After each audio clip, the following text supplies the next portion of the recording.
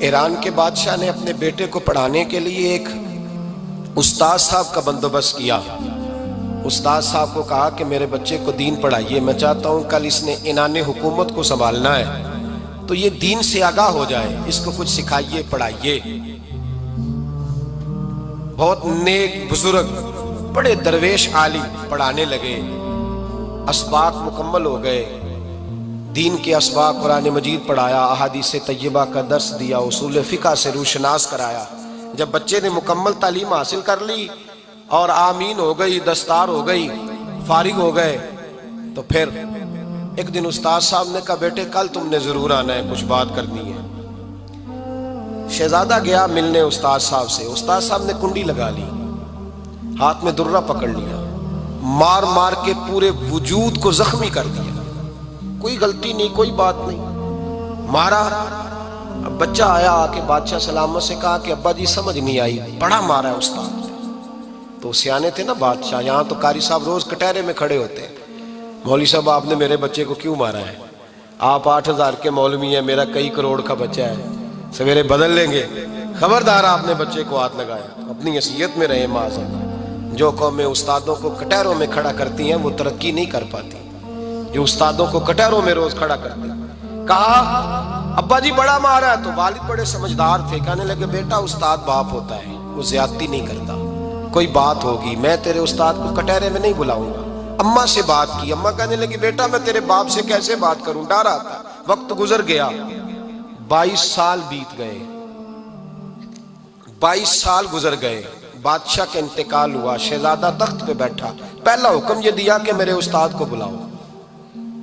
پہلا حکم، استاد جی بوڑھے ہو گئے تھے، چھڑی کے اوپر ٹیک لگا کے آئے اور بھویں سفید ہو کے جھک گئی تھیں، یوں آنکھ کھول کے بڑی مشکل سے دیکھا، کہنے لگے شہزادے حکم ہو۔ کب میں شہزادہ نہیں، اب میں بادشاہ بن گیا ہوں۔ استاد جی 22 سال بیت گئے، آپ نے مارا تھا، پر وہ درد چونکہ زیادتی کی تھی، میرا قصور کوئی نہیں تھا، تو نہ میری روح سے درد گیا ہے نہ میرے جسم سے گیا ہے، میں بے اختیار تھا، پوچھ نہیں سکتا تھا، آج با اختیار ہوا ہوں۔ سب سے پہلے پہلا حکم آپ کو دیا، بلایا ہے، بتائے کیوں مارا تھا، کیوں مجھے مارا تھا، میری زیادتی بتائے۔ تو استاد، بوڑھے استاد کی آنکھیں آنسوؤں سے بھر گئیں، کہنے لگے بیٹے بس آج کے دن کے لیے مارا تھا، یہ جو دن آ گیا نا میری زندگی میں اس لیے مارا تھا، یہ میں چاہتا تھا میری زندگی میں وقت ہے، آج کے بس میری مراد پوری ہو گئی۔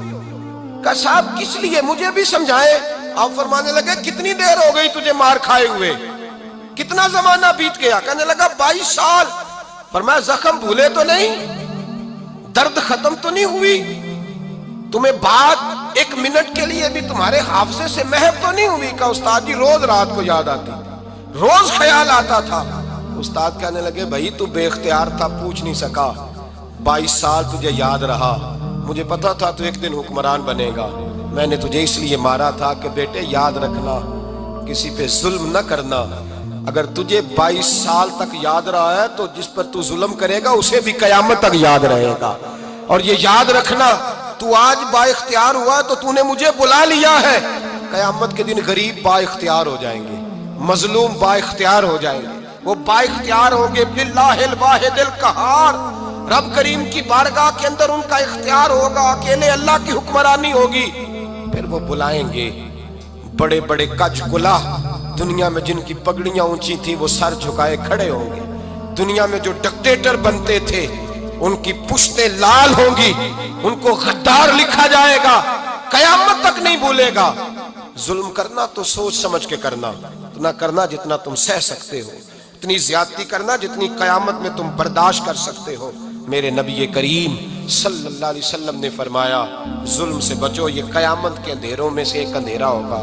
زندگی میں زیادتی نہ کریں، اگر تھوڑی دیر کے لیے کوئی چیز برداشت کر جائیں گے تو وہ فائدہ دے جائے گی، کچھ دیر کے لیے اگر سہ جائیں گے تو نفع مل جائے گا، سہنے کی کوشش کریں لیکن زیادتی نہ کریں، نظر کو، سوچ کو، ذہن کو پاک رکھیں۔ اور میرے بھائی زندگی پوری ظلم